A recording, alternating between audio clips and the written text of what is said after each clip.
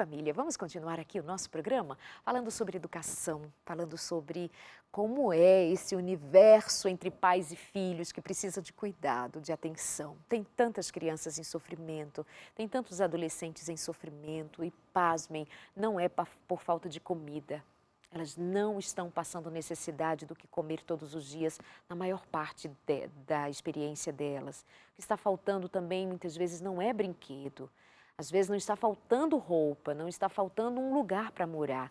Às vezes está faltando só um colo para sentar, faltando só um abraço para ser recebido, faltando só um ouvir, eu amo você e ponto, sem que venha na sequência ou junto com isso um brinquedo. Apenas o dizer eu amo, meu abraço, minha presença, isso é o melhor que eu tenho para te dar. Podendo dar um presente aqui, acolá, ok, mas essa não é a principal linguagem falada aqui, porque se faltarem as coisas, eu quero que você acredite que tem a mim, que temos esse laço que não tem a ver com dinheiro, não tem a ver com coisas. Esse é o primeiro laço que a gente precisa reforçar. Peço aos pais que entre si, adultos, homens e mulheres, considerem resolver entre vocês os seus conflitos e poupem seus filhos o quanto puderem poupar. Não significa esconder e guardar-se debaixo das suas máscaras, das suas dores, das suas agonias, para que os filhos não saibam e vivam no mundo irreal. Mas é para não extrapolarmos, sabe? É para não extrapolarmos no desrespeito e envolvermos filhos. Tenho acompanhado nos últimos tempos um casal famoso aí, em que um filho está no meio disso tudo e as pessoas acompanham isso nas redes sociais e publicam e falam e comentam e torcem por um ou por outro. E esquecem que tem uma criança ali, que um dia desses ela vai perceber, e se não, já percebeu. E ela pode se ver exposta numa situação tão dolorosa e ninguém perguntou para ela ou sobre ela e quem está, sabe, coisas assim que a gente faz, extrapola os limites, sem se dar conta que temos crianças que podem desenvolver angústias severas, podem desenvolver doenças mentais severas, emocionalmente muito inseguras, muito infelizes e cair nisso que nós temos trabalhado para evitar de outras formas. Precisamos falar de suicídio. Não sei o quanto nós precisamos falar de suicídio se não reforçarmos o quanto antes a saúde emocional da família, os bons relacionamentos, o amor, as redes, as conexões emocionais, o quanto nós precisamos ser mais respeitosos dentro de casa, o quanto mais precisamos ser cuidadosos com o que a gente fala, como a gente se porta, como a gente se liga ou se desliga uns dos outros. Cuide, estou falando aos pais, aos adultos, entre si. Agora vamos voltar para o nosso ambiente de falar para cuidar das nossas relações com estes filhos, ouvindo a nossa convidada de hoje, o terceiro programa que eu faço com ela, nesta sequência para ajudar você a cuidar melhor dessas questões, a aprender junto e continuar buscando aprender, Elisama Santos. E vamos lá, vamos dar uma atenção aos adolescentes. Nós propusemos falar hoje sobre alfabetização emocional. Aí se eu pensar em alfabetização, estou pensando ali nos primeiros anos, tá aprendendo a falar, a conhecer o seu mundinho e tal. Mas vai crescendo, eu estou pensando agora nos pais de adolescentes. Como é que faz para alfabetizar emocionalmente meninos e meninas já nessa fase de adolescência? Eu acho que nós precisamos reconhecer que existia ali uma dinâmica que não era focada na emoção. E esse reconhecer essa dinâmica não é se culpar. É simplesmente reconhecer, olha, eu sei hoje isso que eu não sabia. E esse reconhecer também deve ser feito para o adolescente, para a adolescente. Filho, filha, eu descobri que existem outras formas de se relacionar com o filho. E eu não conhecia até ontem, até 20 minutos atrás. E eu realmente quero mudar a minha forma de me relacionar com você. Eu quero mudar a minha forma de conversar com você. E eu quero te ajudar a lidar melhor com o teu mundo interior. E eu vou estar aqui. E às vezes eu vou esquecer e eu gostaria que você me lembrasse. E a partir dali, você começar a focar na escuta com o teu filho adolescente. A enxergar além dos rótulos que já estão solidificados nessa relação. Porque uma relação com um adolescente é uma relação que tem uma história. E você tem os seus rótulos para com o adolescente tem os seus rótulos para com você. E aí, o comportamento de ambos já está bem condicionado à relação que tinham. Agora eu preciso te dizer uma coisa que é muito importante. Quando você muda a forma de lidar com teu filho adolescente, quando você muda a forma de lidar com a tua criança, existe uma piora antes da melhora. O que é que eu quero dizer com isso? Você chamou o elevador, apertou o botão, o elevador não veio. O que é que a gente normalmente faz? Aperta 10 vezes o botão. Daí você percebe que o elevador não vem e você desce e vai de escada. O teu filho adolescente, o teu filho nessa fase, que já está acostumado com o padrão de comportamento teu, ele vai testar essa mudança, porque o normal é que ele espere aquele comportamento que você sempre teve. Então, é normal que tenha, no início dessa implementação da nova forma de se comunicar, uma piora antes da melhora. Qual o papel do pai e da mãe? Permanecer firme na decisão de ajudá-lo a lidar de uma outra forma com a sua educação. E Elisama, como é que eu vou lidar? E na prática, o que é que eu vou fazer? Meu filho adolescente chegou em casa nervoso com alguma coisa. No meu sentimento de uma criança, é mais fácil. Vai chegar para a criança e falar, ai filha, tô vendo que você está com muita raiva. Se chegar para o adolescente e falar, tô vendo que você está com muita raiva, ele vai te olhar com o tom mais sarcástico do mundo e vai falar, jura? Então, você tem que aprender a falar com esse adolescente, né? Você imagina que você deve estar louco da vida com o que aconteceu. É uma linguagem que ele se conecta mais com você, que ele entende mais. A escuta, ela é um exercício de perceber o que é que essa pessoa está sentindo, precisando e me pedindo através do que ela está falando. E não é o que a gente faz. Se você reparar em regra, as nossas conversas, elas são monólogos em dupla, em trio e quarteto. Normalmente, enquanto você fala, eu estou bolando o meu argumento. Raramente. Eu estou aqui pensando, o que é que a Narleide quer me dizer com o que ela está falando? O que é que ela está sentindo? Qual necessidade ela está exprimindo com o que ela está falando? E de que forma eu posso colaborar com a vida de Darleide? É um exercício. E é um exercício você fazer isso com o teu filho, sobretudo com esse filho adolescente. E tem uma outra coisa que é bem importante quando a gente fala sobre adolescente, é que existe um timing perfeito para falar com o adolescente. O adolescente ele tem uma tendência de afastamento dos pais, é uma tendência natural, isso vai acontecer. E é como se ele vivesse num carro com o vidro suspenso. De vez em quando ele baixa esse vidro e ele te chama. O pai tem que saber aproveitar esse momento. Porque se você não aproveitar, o vidro sobe de novo e a comunicação fica difícil novamente.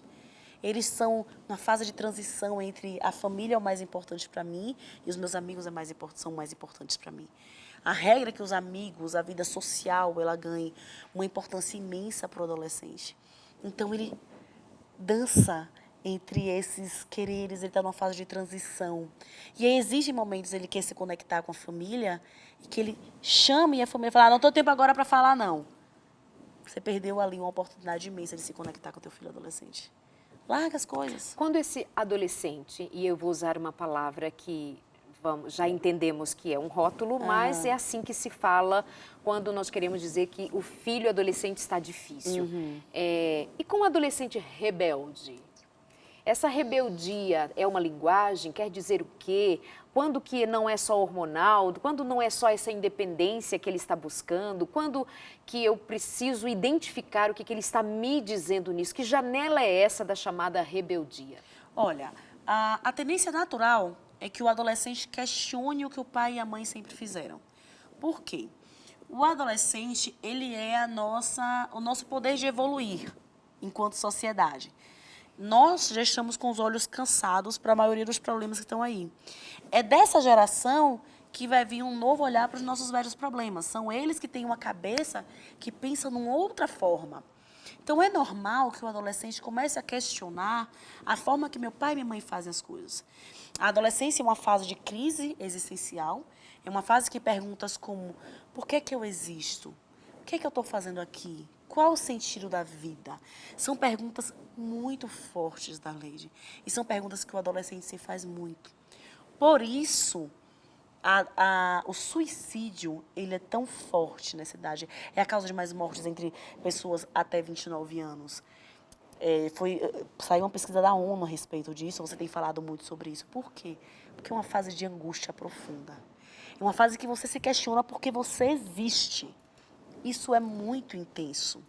Então, nesse questionar de por que eu existo, o adolescente tem uma certeza. Eu não sou meu pai e minha mãe. Eu não sou como eles. Essa certeza, ela existe para que o adolescente queira fazer diferente da nossa geração, para que ele queira sair de casa e construir a própria vida.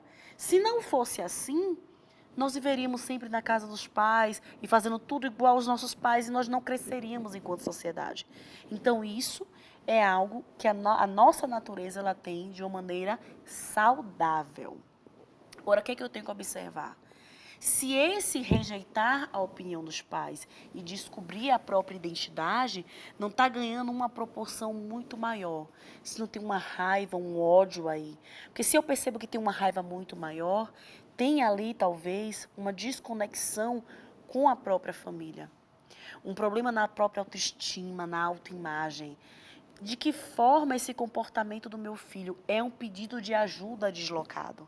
Porque o teu filho adolescente, ele não vai chegar para você e falar, mãe, eu preciso ir para terapia. Mãe, eu preciso de auxílio. Mãe, eu estou passando. Raramente isso vai acontecer. É papel do pai e da mãe, nós como pais, precisamos ser investigadores dos nossos filhos. Não estou falando de que tem que fuçar as coisas dos filhos, não é isso. Mas é observar, olha, esse comportamento dele, ele tá com um olhar triste ultimamente. Ele está precisando de ajuda, ele está precisando se sentir mais amado. Ele está precisando se sentir mais aceito, ele está precisando que eu convide ele mais para sair, ele está precisando que a gente sente mais junto, ele está... Observe, é conexão. Porque esse adolescente ele não vai te falar que ele precisa de ajuda. Vai precisar que os pais sejam humildes o suficiente para reconhecer que eles não são incríveis, tops e poderosos, que não possam ter cometido ou estar cometendo alguma falha que tem impedido essa conexão. Por quê? Reconhecer que esse menino está legitimamente me pedindo ajuda pode significar que eu errei? Não, eu não errei. Eu faço tudo certo. Tem casa, comida, roupa lavada, estudo escola, faço o meu melhor. Ah, isso é muita ingratidão, Elisama. É muito ingratidão para eu aguentar sozinho. Então eu prefiro negar, não ver, não enxergar ou dar outro nome para isso. Isso é um problema seu. Você é um adolescente rebelde. Eu não aguento mais você. Não tem esse manejar da culpa nesse sentido dos próprios pais? Sim, é difícil você assumir que com a melhor das intenções você falhou. Você errou em alguma coisa. Nós não temos que ser perfeitos. E quem o nosso filho é interfere diretamente na nossa própria identidade. Então, os pais, às vezes, rejeitam descobrir quais são os problemas que os filhos estão passando, exatamente porque eles não conseguem olhar para si mesmos como seres humanos, como seres falhos. Porque, inconscientemente, nós também queremos amor e aceitação, e nós achamos que esse amor e essa aceitação, eles só são válidos, nós só somos merecedores deles quando nós somos perfeitos. Então, nós fugimos dos nossos erros de toda forma. E para ter essa conexão com o meu filho, com a minha filha, eu preciso identificar que eu também falho, que eu também erro, que eu também piso na bola às vezes, por melhor que seja a minha intenção, que eu não nasci sabendo. E sobre essa questão de o problema é nele, não é em mim, a Maria Montessori falava muito sobre isso, que se você tem uma plantinha e a plantinha não está nascendo, não está crescendo vistosa, bonita, você não fala para a plantinha mal criada, eu lhe dou água todos os dias, como é que você faz isso comigo? Você pensa, será que ela está tomando sol demais? Será que eu estou molhando demais essa plantinha? Será que o adubo que eu estou dando para ela não é o adubo que ela precisa? Será que eu preciso mudar essa plantinha de lugar? Você não vai pensar, você não vai chamar a plantinha de ingrata. Você vai falar, isso foi uma semente ruim. Foi uma semente péssima que eu plantei. Por que com os nossos filhos a gente não pode ter esse mesmo olhar? Será que está faltando sol? Será que está sol demais? Será que está faltando água? Será que tem água demais? A gente quer ter uma educação padrão, mas uma educação padrão de é assim que é e acabou, ela não leva em conta as especificidades da relação. Nem quando tem mais de um filho. É para ter dado certo para todos, porque foi a mesma coisa, eu ensinei a mesma coisa. Pois é, não tem como. Cada filho exige de você um comportamento diferente. Tem criança que pede mais firmeza, porque é aquela criança que vai desafiar. Essa é uma criança que pede mais firmeza. Já tem criança que se você alterar um pouquinho a voz, a minha filha, se eu altero um tiquinho uma voz, o mínimo, ela já chora. Mamãe, você não está falando gentil comigo. E às vezes é o meu tom de voz normal, já com meu filho não liga. Então, cada um é único. E a educação ela deve ser individualizada para cada um. E se eu estou com esse olhar de ele está se comportando assim, alguma coisa aconteceu, que às vezes não é necessariamente comigo, pode ter sido na escola, pode ter sido com os colegas, pode ter sido em um universo de coisas. Para o adolescente, a aceitação social, ela tem uma importância imensa. Então, às vezes, o problema não está exatamente em casa, mas se em casa a coisa está fortalecida, ele tem ali uma certeza de um amor que ajuda a lidar melhor com o que acontece lá Pode ser um fora. bullying na escola, mas tem uma conexão em casa que vai ajudá-lo a falar sobre isso, ou a pedir ajuda à família, e por aí Sim. segue, né? Se lá fora, e de fato lá fora, muita coisa acontece que pode prejudicar a autoestima desse filho, mas se em casa eu consigo trabalhar, lidar, conviver, fazendo esse menino e essa menina compreender quem ele é na sua essência, para se auto-reconhecer, auto-entender, perceber quem ele é, vai facilitar muito a resolução ou o enfrentamento de problemas lá frente. Sim, Agora há com pouco certeza. você falava sobre monólogos que a gente faz, e isso não é ouvir, nem muito menos dialogar, né? Isso não é dialogar, nem muito menos ouvir, quando você falava a respeito da escuta. Eu lembro que gravei com você na rádio, você até citou de um poema que falava a Rubem respeito do Alves. Rubem Alves, repete. Isso. O Rubem Alves falava assim, que a gente ama não é quem fala bonito, a gente ama quem escuta bonito. É na escuta que o amor começa e é na não escuta que ele termina. E a gente não faz isso, né? Muito, Escutar. muito profundo, simples, claro de entender o que é esse comunicar e o ouvir. Ouvir de verdade. O marido escutar o que a mulher está escutando, não porque assim, a mulher fala demais, tá, fala aqui com a minha mão. Não, isso é desprezo. E aí você disse assim que muitas vezes nós estamos em monólogos, e eu me lembro que de fato, já até questionamos isso outras vezes, que assim, eu posso te dizer, amiga, eu estou com uma gastrite terrível. Não estou, tá? Um exemplo. Uma gastrite terrível. Aí você, menina, a minha é uma úlcera. Já virou uma úlcera. Você não me ouviu, você me trouxe o seu monólogo e agora Disputa você vai falar da sua sofrimento, né? úlcera, disputando até doença. Disputa de Coisa sofrimento. horrorosa, disputa de sofrimento. A gente não se escuta para se solidarizar com o outro, para dizer, sério, mas você já buscou ajuda? Me fala mais. Como assim? Sério? A gente não tem essa empatia, a gente já quer dizer do nosso problema que é maior. Ou Menina, aconselhar, né? Olha, você faz assim, assim. E às vezes tudo que a pessoa precisa é ser ouvida. essa tendência com o filho é pior ainda, né? Nossa, de aconselhar com o filho. Porque eu sou pai, eu sou mãe. Então eu tenho experiência, eu sei como é que você Sim. deve agir. Só que aí você, o filho só está pronto para ouvir você depois que ele falar. E aí você não deixa o filho falar, então ele não te ouve. Minha filha, quando foi para o colégio, para o internato, num dado momento, já agora há pouco, depois de ter terminado a faculdade e tal, eu lembro de um dia ela dizendo assim, vocês têm mania de achar que conhecem a gente, né? A gente muda. Eu digo, uau, é isso mesmo, os filhos mudam. Um dia gostava de macarrão, hoje não gosta mais, porque mudou. A gente não percebeu. Se parar para ouvir, em vez de só dizer o que tem que ser feito, a gente ganha mais. Rapidinho, já voltamos.